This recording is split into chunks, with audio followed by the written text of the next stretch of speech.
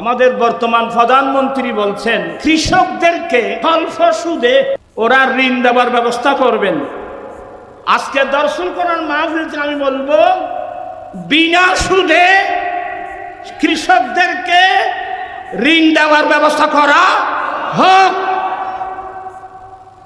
এবং পাশাপাশি আপনারা জানেন আমি আজকে 17 বছর ধরে এই বাংলার জমিনে আমার এক আঞ্জুমানের রাজবিনিয়ার ট্রাস্ট একটা তরিকতের সংগঠন করে সামাজিক আন্দোলন করে যাচ্ছি যৌতুক এবং মাদকের বিরুদ্ধে। ঠিক কিনা ভাইয়েরা আমার? সরকারের কাছে এই যৌতুক বন্ধ হওয়ার জন্যে 13টা দাবি দিয়েছি। 13টা দাবির মধ্যে এক দাবি, আমাদের দেশে রাষ্ট্রীয়ভাবে স্থায়ীভাবে মেরেজ ফান্ড বিবাহ তহবিল গঠন করা হোক। সেই বিবাহ তহবিল থেকে ওই গরিব ছেলেকে তার বিয়ের পূর্বে 5 বছর মেয়াদের জন্য বিনা সুদে 2 লক্ষ টাকার একটা ঋণ দেওয়ার ব্যবস্থা করা হোক। আমরা সব সুদ বন্ধ হোক, এটা চাই কি চাই না? আজকে ইসলামের নামে বাংলাদেশ গরম হয়ে যাচ্ছে। বড় বড় বক্তব্য, আমরা ক্ষমতায় গেলে আমরা রাষ্ট্রীয় গাড়ি বাড়ি ব্যবহার করব না।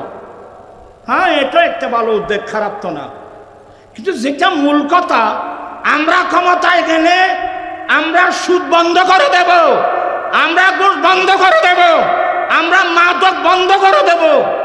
এই কথাগুলো বলার মুক্ত, এটা আমরা চাই কি চাই না? বলে আমরা 2 হাত উঠাই বলতে হবে চাই কি চাই না। আমরা কোরআন সুন্নাহর শাসন ব্যবস্থা চাই।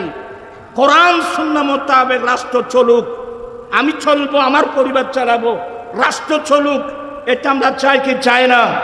শুধু আমরা কোরআনে পাকের দরস দেব, তাফসীর পড়ব, কিন্তু আজকে দেখেন জজ court, high court, supreme court, court আমাদের, কিন্তু বিচার হয় ব্রিটিশ আইনে। এর চেয়ে মুসলমানদের জন্য লজ্জাকর বিচার কি হতে পারে? আমরা দানিও জানাবো জজ কোর্ট, হাইকোর্ট, সুপ্রিম কোর্টগুলো কোরআন সুন্নাহর আইনে পরিচালনা করা হোক। আমরা চাই কি চাই না?